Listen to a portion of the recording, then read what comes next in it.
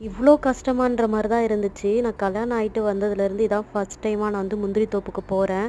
எங்க வீட்ல முந்திரி தோப்புலாம் கிடையாது. ஸோ நான் ஜாலியா குதிச்சுட்டு போயிட்டேன். எப்புட்றா இருக்குன்னு சொல்லிட்டு. போய் பார்த்தா தான் தெரியுது, அந்த வெயில்ல வந்து சுத்தமா பொறுக்கவே முடியல. ஸ்டார்ட்டிங்கில வந்து ஜாலியா இருந்துச்சு.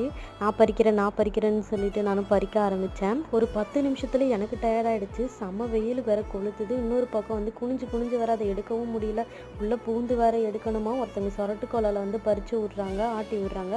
அது கொட்டுறதெல்லாம் வந்து பொறுக்கணும். இதை பொறுக்கி ஃபுல்லாக அங்கேயே வச்சுட்டு திருகுனா தான் வந்து வீட்டுக்கு தூக்கிட்டு வரும்போது வெயிட் இல்லாமல் இருக்கும்.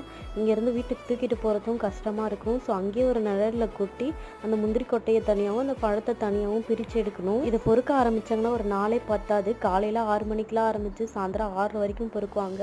நடுவில் சாப்பாடு கூட சாப்பிட மாட்டாங்க, தண்ணி மட்டும் குடிச்சுப்பாங்க. இந்த முந்திரி பழத்தில் இருக்கிற ஜூஸு சாப்பிட்டுட்டு அந்த நாளே ஓட்டிடுவாங்க. இந்த தோப்பை நான் சுற்றி மட்டும் பார்த்துக்கிறேன்ப்பான்றவங்க சேனலை லைக் பண்ணிட்டு சப்ஸ்கிரைப் பண்ணிக்கோங்க.